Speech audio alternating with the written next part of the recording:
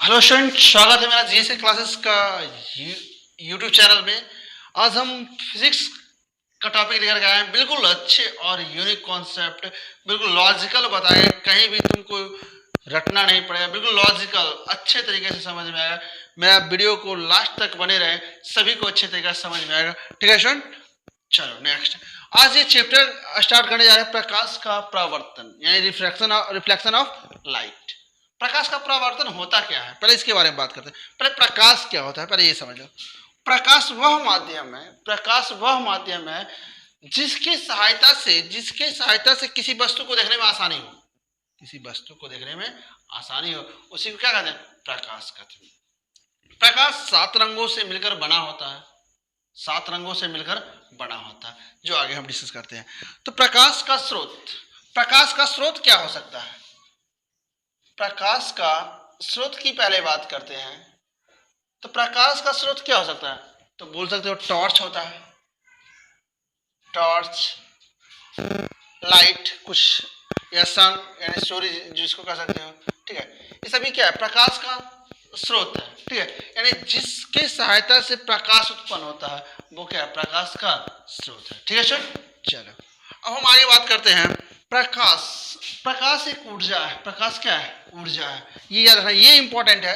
प्रकाश क्या है, एक ऊर्जा है। ठीक है, बिल्कुल लिखते जाना, हम बोलेंगे जो भी इंपॉर्टेंट पॉइंट हो उसे नोट करते जाना। ठीक है सर, बहुत मजा आएगा। ऐसा नहीं कि बुक का ही पूरा चीज है उसको छाप लेंगे, ऐसा नहीं। ठीक है, जो हम बोलते हैं उसको नोट करते जाना, बहुत अच्छे तरीके से समझ में आएगा। तो हम बात करते हैं प्रकाश का जो स्रोत होता है, उसे 2 भागों में बांटा गया, प्रदीप्त वस्तुएं और अप्रदीप्त वस्तुएं। क्या वो, प्रदीप्त और अप्रदीप्त वस्तुएं। तो प्रदीप्त वस्तुएं क्या होता है? प्रदीप्त वस्तुएं जो होता है, वैसी वस्तुएं जो प्रकाश उत्सर्जित करता है। जैसे कि बात करते हैं तो क्या हो सकता है, सूर्य, ये प्रकाश को उत्सर्जित करता है। टॉर्च, ये भी क्या, प्रकाश को उत्सर्जित करता है। उसी प्रकार से अगर हम बात करते हैं तो कैंडल, मोमबत्ती। ठीक है, ये सभी का सभी क्या है, प्रकाश का स्रोत है। उसमें वो क्या है, प्रदीप्त वस्तुएं। तो प्रदीप्त वस्तुएं लिख के डैश दे करके लिखोगे कि वैसी वस्तुएं जो लाइट उत्सर्जित करता है उसी को प्रदीप्त वस्तुएं कहते हैं। ठीक है, एग्जाम्पल में सूर्य, टॉर्च, मोमबत्ती, इटीसी। ठीक है, नेक्स्ट अप्रदीप्त वस्तु, वैसी वस्तुएं, इसमें अप्रदीप्त वस्तुएं की बात करते हैं। अप्रदीप्त वस्तुएं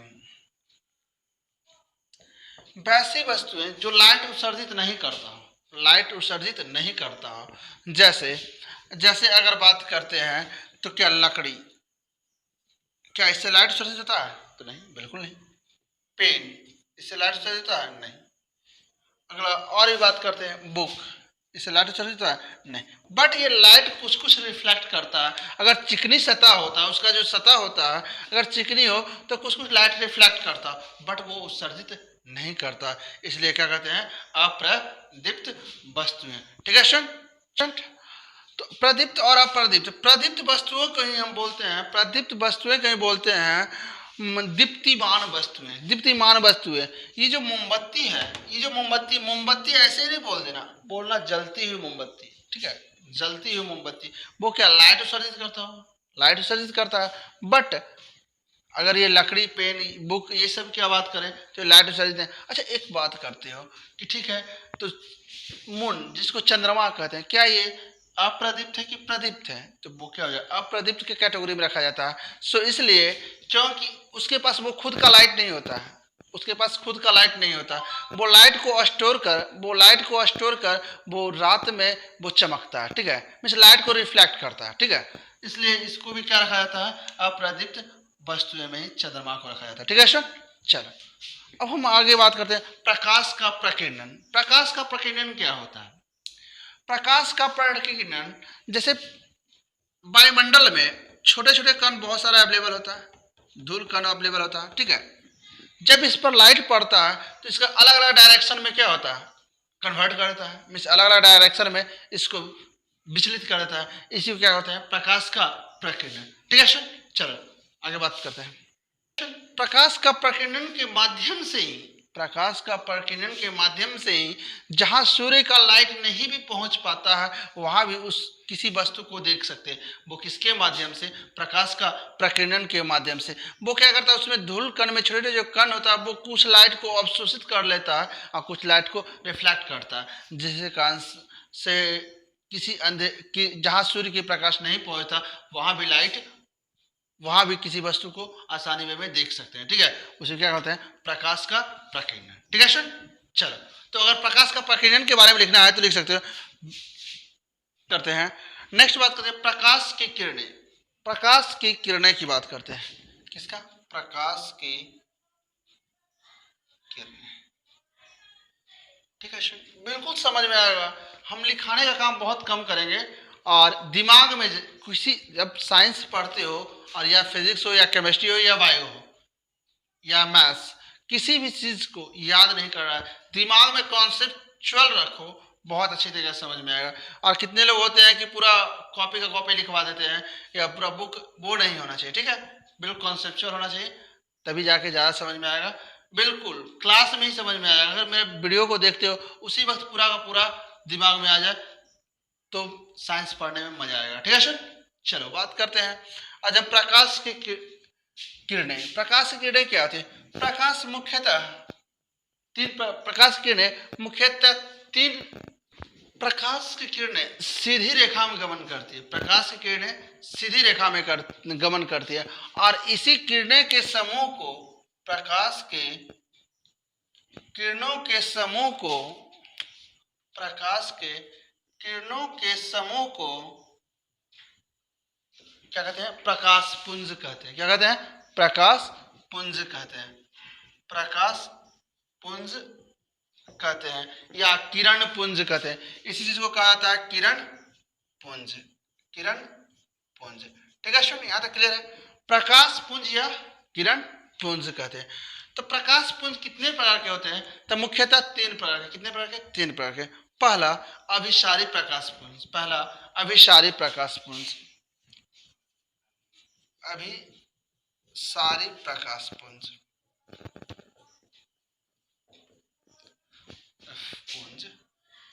दूसरा अपसारी प्रकाश पुंज या समानांतर प्रकाश पुंज भी बोल सकते हो।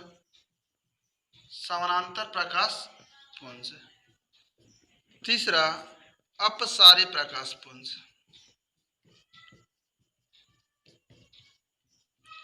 ठीक है सर, क्लियर? चलो बोलते हो तो तुम्हें तो पता चल जाता है क्या बोल रहे हैं। अगर कहीं दिखता नहीं होगा तो उस चीज को फिर से बैक जा करके देख सकते हो। ठीक है, पुंज। तो हम सभी को बारी बारी से सभी को बारी बारी से डिस्कस करते हैं। ठीक है सर, चलो नेक्स्ट। अभी सारे प्रकाश पुंज क्या होता है? वैश्विक प्रकाश पुंज। वैश्विक प्रकाश पुंज जो, या ऐसे कह सकते हो वैश्विक किरण पुंज, जो किसी एक बिंदु पर आता हो, है ना? यानी पूरा जो लाइट हो वो क्या हो? एक ही बिंदु पर आकर के ऑब्जर्व हो, मीन्स पड़ता हो। ठीक है, एक बिंदु पर आकर पड़ता हो, उसे क्या कहते हैं? अभिसारी प्रकाश पुंज। जैसे सपोज मान लो कि कभी कभी ऐसा होता है कि ये लाइट है, उसमें जो लेंस लगा दिया जाता है, अवतल दर्पण लगा दिया जाता है, जो दर्पण के माध्यम से फोकस मारा जाता है, वो क्या है? लाइट को ऑब्जर्व करके किसी एक निश्चित पॉइंट पर फोकस किया जाता है, उसे क्या कहते हैं? अभिसारी प्रकाश पुंज। क्या कहता है? अभिसारी प्रकाश पुंज। तो ये हो गया तुम्हारा अभिसारी प्रकाश पुंज। ठीक है सर। समानांतर प्रकाश पुंज क्या होगा? वैसे प्रकाश की किरणें जो एक दूसरे के समानांतर हो। क्या हो? एक दूसरे के समानांतर। जैसे सन का लाइट यानी सूर्य का लाइट, या किसी लैंटेन का लाइट, ये जलती हुई मोमबत्ती का लाइट, या टॉर्च की लाइट, जो भी कहते हैं, ये सब बिल्कुल सीधी रेखा में गमन करती है। ठीक है, तो ये क्या हो गया? समानांतर प्रकाश पुंज। और अपसारी प्रकाश पुंज क्या होता है स्टूडेंट? अपसारी मीन्स, कहने का मतलब एक बिंदु से निकल करके लाइट पूरा फैलता हो। जैसे सपोज मान लेते हैं सूर्य एक जगह स्थिर है ना, उससे लाइट क्या होता है? हर एक जगह फैलने का काम करता है। तो उस केसेस में वो क्या हो जाएगा, अपसारी प्रकाश पुंज होगा। मीन्स कहने का मतलब हुआ कि स्टूडेंट एक लाइट जलाते हो या एक कैंडल जलाते हो, कैंडल क्या होता है, एक इतना सा लाल पीला सा ये दिखाई देता रहता है, वो क्या करता है, लाइट को फैलाने का काम करता है। तो क्या एक ही बिंदु से किधर एक किधर इस प्रकार से फैलता है, तो इसे क्या कहते हैं, अपसारी प्रकाश। ठीक है स्टूडेंट, यहाँ तक क्लियर है? चलो इसको नोट कर लिया पदार्थ। ठीक है स्टूडेंट, हम बात करते हैं पारदर्शी, पारभासी और अपारभासी पदार्थ। ये पारदर्शी, पारभासी, ये सब होता क्या है, तो जिससे लाइट बिल्कुल क्रॉस कर जाए, बिल्कुल पार कर जाए। मीन्स मान लो कोई ऑब्जेक्ट है, कोई ये ऑब्जेक्ट है, मीन्स कोई वस्तु है, उससे लाइट बिल्कुल क्रॉस कर रहा होगा। सपोज मान लो ये ऐसा समझना कि ये दर्पण है, ये लेंस है, ऐसा कुछ नहीं। ठीक है, सिर्फ ये समझो कोई ऑब्जेक्ट है या प्लास्टिक है, सादा प्लास्टिक है, जो भी, इससे लाइट आसानी से क्रॉस कर रहा है, बिल्कुल 100% क्रॉस कर रहा है। ठीक है, 100%, तो उसे क्या कहते हैं, पारदर्शी पदार्थ। क्या कहते हैं, पारदर्शी पदार्थ। जिससे लाइट 100% क्रॉस करे, यानी इसको नोट में लिखना है तो लिख लेना, वैसा प्रकाश की लाइट, वैसा वस्तु जिससे प्रकाश आसानी तरीके से पास कर जाए, वैसा पदार्थ जिससे प्रकाश आसानी वे में पास कर जाए, उसी को क्या कहते हैं, पारदर्शी पदार्थ। ठीक है, चलो। और पारभासी पदार्थ क्या होता है, वैसा पदार्थ जिससे होकर प्रकाश कुछ मात्रा में पार करता हो और कुछ मात्रा को अवशोषित कर लेता हो, उसी क्या कहते हैं, पारभासी पदार्थ, है ना। ठीक है सर, जैसे अगर मान लिया जाए कोई कागज है, ठीक है, ये कागज है, उस पर पेंट कर दिया गया, सॉरी, इस पर तेल लगा हुआ, क्या लगा हुआ, तेल लगा हुआ, और इस पर अब लाइट जलाओगे तो क्या होगा, कुछ मात्रा को ये ऑब्जर्व कर लेगा, कुछ मात्रा को ये ऑब्जर्व कर लेगा और कुछ ही मात्रा क्रॉस करेगा, उसी का कहते हैं पारदर्शी पदार्थ। ठीक है सर, और अपारदर्शी, अरे इससे कुछ भी लाइट नहीं क्रॉस करता है, इससे कोई भी लाइट क्रॉस नहीं करता, जैसे बस यहीं पर आके ऑब्जर्व कर, टोटल लाइट ऑब्जर्व करता है। और कुछ रिफ्लेक्ट करने का हो तो अगर ये इसका ये चिकनी सतह पर डिपेंड करता है, यानी सतह पर डिपेंड करता है, अगर ये चिकनी हो तो ये रिफ्लेक्ट करता है, नहीं तो ये टोटल लाइट को क्या करता है, ऑब्जर्व करता है, यानी कि इसके अपोजिट साइड लाइट नहीं जाता है। ठीक है सर, क्लियर है? तो जैसे अगर मान लो कि टॉर्च जलाते हो, लकड़ी रख दो बीच में, लकड़ी का तख्ता रख दो, ये लकड़ी का गुटका रख दो, तो क्या उसके अपोजिट साइड में लाइट जाता है? नहीं, बिल्कुल क्या बनता है, परछाई बन जाता है ना। क्यों नहीं जाता है? क्योंकि वो क्या, कौन सा सब्सटेंस है, यानी कौन सा पदार्थ है, तो पारभासी पदार्थ है। कौन सा पदार्थ है? पारभासी पदार्थ। ठीक है सर, चलो नेक्स्ट। प्रवर्तन, प्रकाश का प्रवर्तन क्या होता है, किसी वस्तु से, जब प्रकाश किसी वस्तु से टकरा कर लौटती है तो उसी को क्या कहते हैं, प्रकाश का प्रवर्तन कहते हैं। जब किसी वस्तु से टकराकर प्रकाश लौटती है तो उसी को क्या कहते हैं, प्रकाश का परावर्तन कहते हैं। चलो हम दर्पण, ये समतल दर्पण में बात करते हैं। समतल दर्पण में, समतल दर्पण, ठीक है, प्रकाश का प्रवर्तन का मुख्यतः दो नियम है। ठीक है, पहला क्या है जो हम अभी बताते हैं, और दूसरा क्या है, प्रकाश का प्रवर्तन का पहला नियम क्या है, समझेगा स्टूडेंट बिल्कुल अच्छे तरीके से। ये मान लो कोई समतल दर्पण है, क्या है, समतल दर्पण है। ठीक है, समतल दर्पण जिसको ऐना कहते हो, घर में इस्तेमाल करते हैं, वही है, वो क्या है, समतल दर्पण है। ठीक है, उस पर कोई लाइट इस प्रकार से आता है, ठीक है, जिसको इंग्लिश में कहा था इंसिडेंट रे, यानी आपतित किरण। क्या कहते हैं, आपतित किरण। और ये क्या हुआ, रिफ्लेक्ट कर गया, यानी परावर्तन हो गया, जैसे क्या बोलते हैं, परावर्तित किरण, परावर्तित किरण, या इंसिडेंट रे, एक्सीडेंट रे, ठीक है, जो भी कहते हैं। ठीक है, परावर्तित किरण, सॉरी, परावर्तित किरण। ये जो तुम्हारा है वो क्या, अभिलंब है, अभिलंब। ये तो वो समतल दर्पण से जितना भी तुमको एग्जाम में क्वेश्चन आएगा, एक भी नहीं छूटेगा, मेरा वीडियो को अच्छे ढंग से समझते जाओगे। ठीक है सर, तो क्या होता है, जब कोई प्रकाश समतल दर्पण पे आती है, यानी जब कोई प्रकाश समतल दर्पण पर पड़ती है तो वो क्या होता है, रिफ्लेक्ट करती है। जिस कोण से आती है, यानी कोई कोण के माध्यम से आता होगा, यानी कोण आई, और ये कोण क्या होता है, आर। ठीक है, इस पॉइंट को क्या होता है, आपतन बिंदु, आपतन बिंदु ये जो दर्पण है उसको कौन सा दर्पण कहते हैं? तो समतल दर्पण कहते हैं। ठीक है चलो, अब हम क्या बता रहे हैं, ये जब लाइट है फिर क्या कर दिया, रिफ्लेक्ट कर दिया, यहाँ पर जो अभिलंब है एक इमेजिन किया जाता है, मीन्स इमेजिन किया जाता है कि ये यहाँ पर जो कोण बनेगा वो क्या बनेगा, कोण आई, और यहाँ पर जो कोण बनेगा वो क्या होगा, आर। और ये जो कोण होगा दोनों का वैल्यू क्या होगा, आई बराबर कोण आर। ठीक है सुन, क्या बोले, कोण आई बराबर कोण आर, यानी आपतन कोण बराबर परावर्तन कोण। ठीक है, तो यहाँ हम बात करते हैं, एग्जाम में पूछता है कि प्रकाश के परावर्तन का दो नियम बताएं, प्रकाश का परावर्तन का दो नियम बता। तो पहला नियम लिखेगा स्टूडेंट, क्या होता है कि आपतित किरण, परावर्तित किरण तथा अभिलंब तीनों एक ही बिंदु पर होती है। क्या होता है, तीनों एक ही बिंदु पर होती है, पहला नियम हो गया। दूसरा नियम क्या है कि आपतन कोण बराबर परावर्तन कोण होता है। क्या होता है, आपतन कोण बराबर परावर्तन कोण होता है। ठीक है स्टूडेंट, अब इसके बारे में हम डिस्कस करते हैं। चलो ठीक, ये हम फिगर ड्रा किए, ये कोई दर्पण है, समतल दर्पण है। ठीक है, अगर हम सपोज थीटा का कोण यानी कोण आई है इतना बड़ा लिए हैं, तो वो रिफ्लेक्ट भी करेगा, क्या इस प्रकार से रिफ्लेक्ट करेगा, यानी कोण आर, यानी कोण आई बराबर कोण आर, हमेशा इस प्रकार इस फॉर्म में आएगा। ठीक है, यानी आपतन कोण बराबर परावर्तन कोण। ठीक है सर, चलो अब हम आगे बात करते हैं समतल दर्पण का क्या होता है, आगे वैल्यू इसका, इसके बारे में डिस्कस करते हैं। जब मान लो कोई समतल दर्पण है, ठीक है समतल दर्पण है, अगर तुम मान लो कि ये दौड़ते आ रहा है, इस प्रकार से दौड़ते आ रहा है, ठीक है भी वेग के साथ, ये दो तीन गो फैक्ट जो है, तीन चार गो फैक्ट है, बहुत ही इंपॉर्टेंट है एग्जाम के से रिलेटेड और नॉलेज के रिलेटेड भी बहुत ही जरूरी है।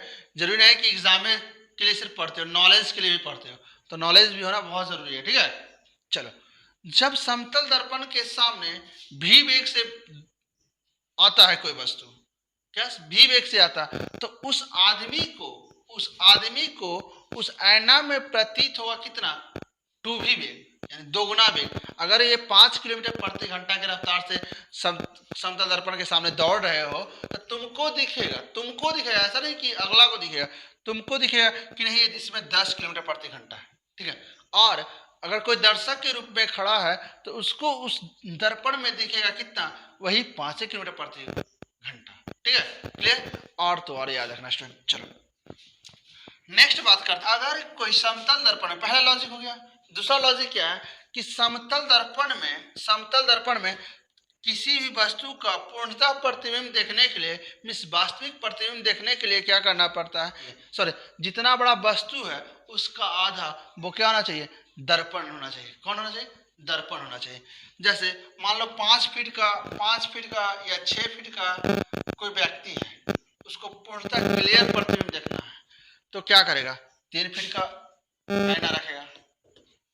का आईना रखेगा, तो क्या होगा, उसका पूर्णतः क्लियर प्रतिबिंब दिखेगा, यानी उसका जो हाइट होता है उसका आधा। ठीक है, उसका वेट के भी बोल सकते हो, चौड़ाई का भी कर सकते हो, उसका आधा होना चाहिए। ठीक है सर, और एक लास्ट फैक्ट याद रखना, एक और फैक्ट क्या है कि अगर कोई थीटा कोण के साथ समतल दर्पण के सामने, मान लो ये समतल दर्पण है, सपोज ये समतल दर्पण, ठीक है, ये समतल दर्पण, ठीक है, इसी को हम लेते हैं, इसके सामने थीटा कोण के साथ मूव कराएंगे किसी वस्तु को, तो उसमें जो प्रतीत होगा लगेगा 2 थीटा कोण। क्या, 2 थीटा कोण। ठीक है, वो जो कोण होगा वो कितना होगा, 2 थीटा कोण होगा। ठीक है, चलो नेक्स्ट बात करते हैं। नेक्स्ट बात क्या करते हैं कि अगर समतल दर्पण के सामने, समतल दर्पण में क्या होता है, एक रीजन है कि पार्श्व परिवर्तन होता है, मीन्स लेफ्ट का राइट, राइट का लेफ्ट। इसके बारे में थोड़ा समझेगा अच्छे तरीके से,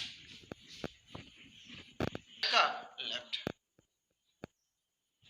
मीन्स मान लो कोई वस्तु ए है, बी है, सी है, डी, ठीक है, इस प्रकार से उसका दर्पण में बनाना है प्रतिबिंब, तो कैसे बनेगा, तो ये जो उभरा हुआ जो भाग है ना बिल्कुल सटा हुआ रह जाएगा। ठीक है, यहाँ से चलेगा, ठीक, और ये सी है वो इधर आ जाएगा, बी है वो इधर आ जाएगा, ये है जो इधर आएगा, और ये है जैसे है वैसे रहेगा, ठीक है स्टूडेंट। तो इसको ये क्या है, इसका प्रतिबिंब बनेगा, यानी लेफ्ट का राइट, राइट का लेफ्ट। अगर लेफ्ट है तो इसका प्रतिबिंब क्या बनेगा, राइट बनेगा। अगर ये राइट रहेगा तो उसका प्रतिबिंब क्या बनेगा, लेफ्ट बनेगा, ठीक है स्टूडेंट।